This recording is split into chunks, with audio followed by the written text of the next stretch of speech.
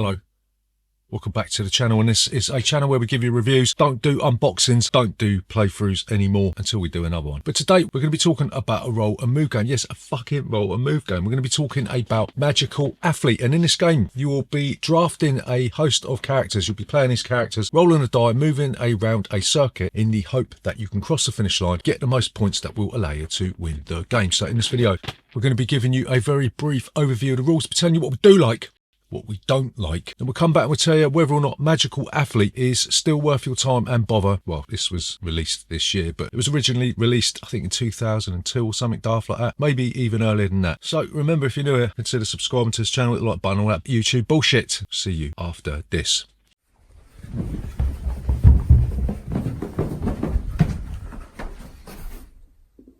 Bollocks. So Magical Athlete, how'd you play this game? So Magical Athlete is a roll and move game. I know they've brought back this game from yesteryear. I think it was like a Japanese style thing with like anime type characters, and I played the original way back when and it was pretty good. It's been out of print for fucking hundreds of years, and they brought it back in a revised version with more characters and all that sort of thing, right? So the general premise of Magical Athlete is you're going to draft 4 characters in what's called like a snake draft. So if you've played Catan, and I fucking hope you have done, you will know when you put your first placement out, you'll go in a clockwise order, and then the last player to place a settlement will then place their second settlement, and you'll go back round it. It's the same with this. So you're going to roll your dice. The highest roll will choose first. You'll go round up to 6th person if you're playing with 6 players, obviously, and then you'll go back round and you'll end up with 2 cards in your hand. You'll do this twice, so everybody's got 4 cards in their hand. You'll roll your dice again. The player with the highest number will go first. So the first thing you're going to do is you will choose which character you are going to play for the first round. There's going to be 4 races. There's 2 sides to the board. So in the first race you're going to have the mild mile side of the board, and in the second race you're going to flip it over and play it on the other side. Then you'll flip it back, and then you'll flip it back to the other side, right? So you'll have 4 races on 2 different sides of the board. So everyone will choose a character, put it face down on the table. Everybody will simultaneously reveal, and then the player who rolled the highest number of die will go first. Yeah, all you'll do is you'll roll the die and you'll move that number of spaces forward, but if your character ability can activate, then it will. Yeah, each character has different types of abilities. So you might have Baba Yaga, and this says trip any racer that stops on my space or when I stop on theirs. When you trip, your character will fall to the deck, and you'll spend your next turn not rolling your die for your main move, but just stand them up. So effectively you're going to miss a turn. You might end up Sisyphus, right? And it says before my race I take 4 point chips. When I roll a 6 for my main move, instead of moving I warp to the start and lose 1 point chip. So Sisyphus is going to start with a point advantage, 4 points, which is huge because in the first race, first place gets 3 points, the second race you're going to get 4, third race you're going to get 4, and the 5th race you're going to get 5, and the second place is going to get 1, 1, 2 and 3, I think it is. So Sisyphus is going to start with like a 4 point advantage, but if they roll a 6 then they're going to go back to the start. So it's a bit of a gamble if you choose this one. So you might have Gunk, yeah, and Gunk's special ability says other racers get -1 to their main move, and this can make all the difference, yeah, because you think you're going to be rolling the dice, I don't know how many times, say 10, 15 times, yeah, that's 15 spaces back they're going to go, yeah. Or you might end up with the Hypnotist, and it says before my main move I can warp a racer to my space. So you can either bring somebody forward or push them back if you're at the back of the pack, yeah. So there are, I don't know, there's 21 more characters than there were in the original version, which is absolutely fantastic, and all of these characters are fucking mental. Okay, with 6 players you're going to be drafting the majority of these, yeah, but they all interact differently with each other, yeah, so no game is ever going to be the same. So yeah, the first player to pass the finish line will pick up the Gold Cup point token for that race. Like we said, you flip it over, you might have some spaces on the other side of the board that move you forward or backwards, or you might have some trip symbols. If you land on that you're going to fall over, like we said, or you might have some spaces that will give you points, yeah. And at the end of the 4th race, the player with the most points will be the winner of Magical Athlete. So what do we like about Magical Athlete?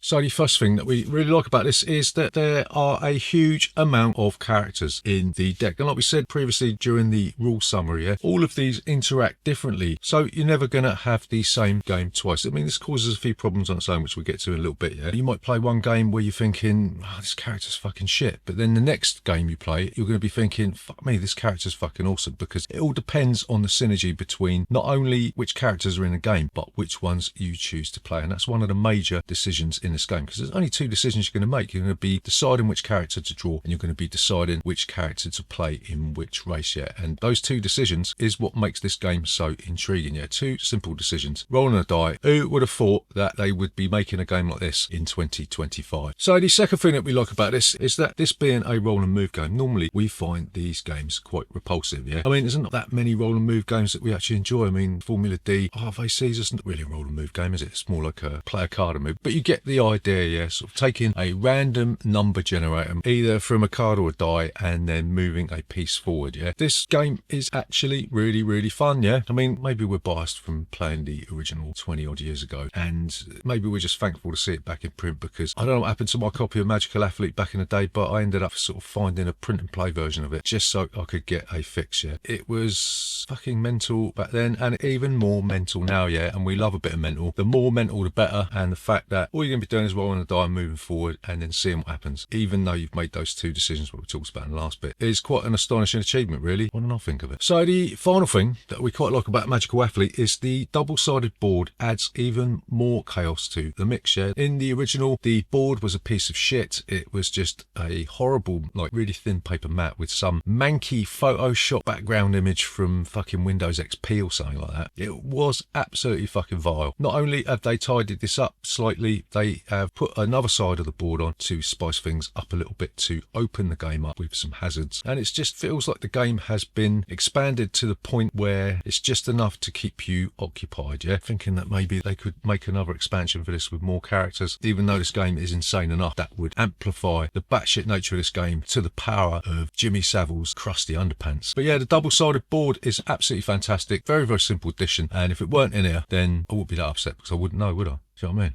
It's quantum physics, isn't it? What don't we like? That Mythical Athlete.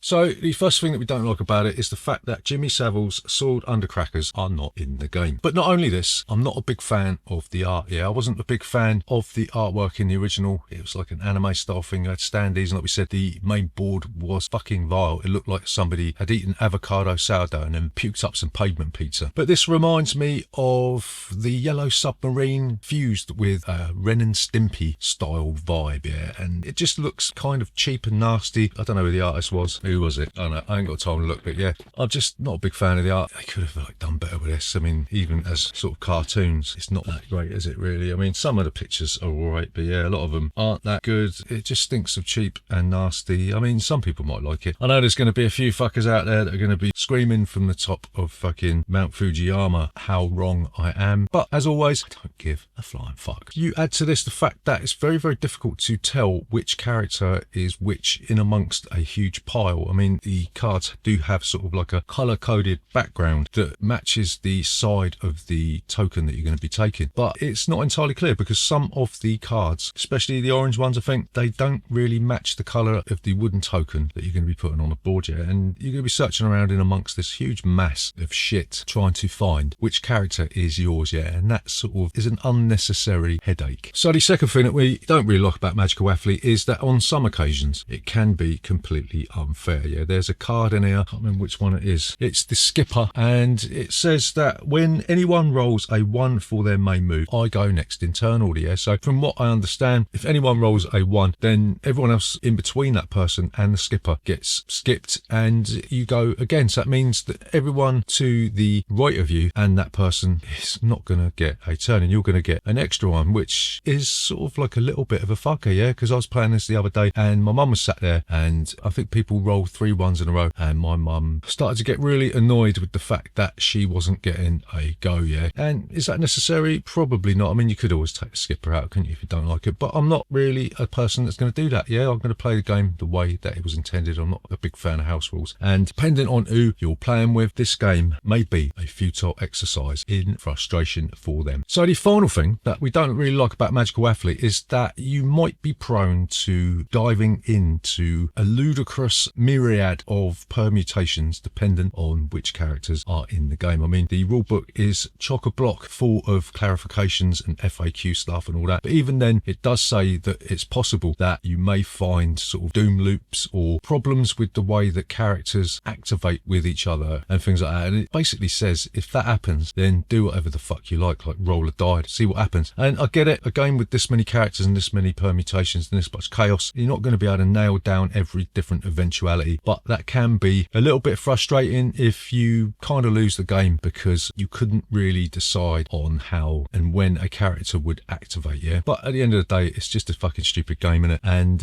yeah, no one's going to die because your fucking banana character tripped somebody up while they were giving the egg a blowjob. But to summarise, is Magical Athlete worth your time and bother today and in the future? So we are going to say yes, absolutely. Magical Athlete is a rare example of a tried and tested formula of failure coming back and actually being playable. The main gripe of the original was the artwork, and while this is better, it's still a complete and utter mess. Yeah, I'm not a big fan of the Yellow Submarine, and I find Ren and Stimpy a palette of dog shit for the mentally ill. However, the game itself has no right in being this good. Two simple choices: which character you're going to pick and when to play them, turns a pointless roll and move into a spectacular clusterfuck of insanity and belly laugh. This is probably the best roll and move game since Formula Day, and without doubt one of the best games of 2025 so far. So don't be an ignorant prick, go out and buy Magical Athlete, because I guarantee you'll have a fucking laugh of it, right? So there you go, that is Magical Athlete. Remember, if you are new here, consider subscribing to this channel. If you are not new here, go and fucking eat a crumpet or something, and we'll see you next time.